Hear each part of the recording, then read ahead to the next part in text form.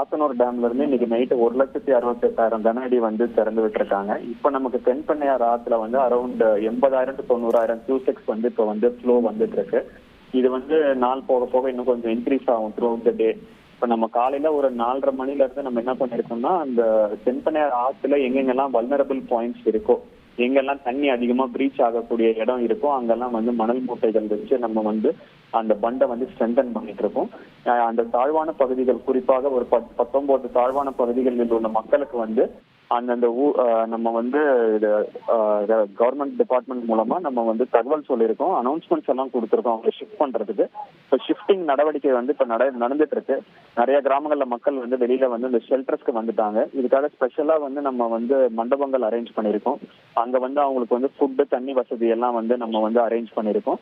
So நமக்கு வந்து இப்போ இந்த ஷிஃப்டிங் ப்ராசஸ் இப்போ போயிட்டு இருக்கு. இதை வந்து இந்த மாதிரி பல்வேறு நடவடிக்கைகள் வந்து நம்ம எடுத்துட்டு இருக்கோம் மாவட்ட நிர்வாகம் சார்பாக.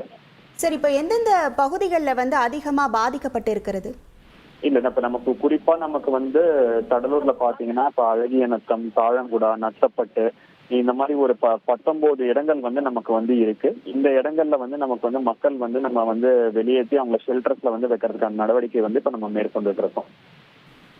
சார், மக்களுக்கு தேவையான அத்தியாவசிய பொருட்கள் எல்லாம் அவங்களுக்கு கிடைக்கப்படுறதுக்கு ஏதாவது நடவடிக்கை எடுத்துக்கிறீங்களா? அந்த மண்டபங்கள்லயும் அந்த பாதுகாப்பு மையங்கள், ரிலீஃப் சென்டர்ஸ்ல வந்து நம்ம அவங்களுக்கு வந்து தேவையான வந்து உணவு மற்றும் தண்ணீர் வசதிகள் வந்து எல்லாம் வந்து நம்ம அங்க ப்ரொவைட் பண்றதுக்கான ஏற்பாடுகள் நம்ம வந்து எடுத்துட்டு இருக்கோங்க.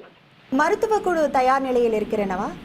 மருத்துவ குழு தயார் நிலையில இருக்கு. நமக்கு வந்து இன்னைக்கு கடலூர்ல மட்டும் நமக்கு வந்து 35 ஹெல்த் கேம்ப்ஸ் வந்து வேரியஸ் இடத்துல வந்து இன்னைக்கு நடத்துறதுக்கு திட்டமிட்டு இருக்கு. மொபைல் யூனிட்ஸும் நமக்கு வந்து ரெடியா இருக்காங்க. நமக்கு 108 ஆம்புலன்ஸும் ரெடியா இருக்காங்க. இது போக நமக்கு வந்து ஏற்கனவே வந்து நமக்கு இந்த சைக்ளோனுக்காக வந்து SDRF, NDRF டீமும் வந்து இங்க ரெடியா இருக்காங்க. சார், விவசாய நிலங்கள்ல ஏதேனும் பாதிப்புகள் ஏற்பட்டு இருக்கிறதா? அது குறித்தான விவசாய நிலங்கள் தற்போதைக்கு இப்போ இந்த தென்பெண்ணையார்ல வந்த அதிக நீர் வந்து டிஸ்சார்ஜ் ஆனதுனால நம்ம வந்து இப்போ தற்போதைக்கு இன்னும் நம்ம அதுக்கு அட்ஜஸ்ட்மெண்ட் வந்து இது பண்ணல. நம்ம சைக்ளோன்ல இப்ப அந்த பெய்ஞ்சல் புயல்ல வந்து நடந்த இதுக்கு தான் இப்போ வந்து கணக்கெடுப்பு போய் கொண்டிருக்கிறது. ஸோ அது வந்து நமக்கு வந்து இந்த வாட்டர் இன்னும் கொஞ்சம் செட்டில் டவுன் ஆனோடனே நமக்கு இன்னும் கிளாரிட்டி கிடைக்குங்க எவ்வளவு வந்து நமக்கு டேமேஜஸ் வந்து ஆயிருக்குன்னு. இந்த சேத விவரங்கள் ஏதேனும் கணக்கெடுக்கப்பட்டு இருக்கிறதா தற்போது?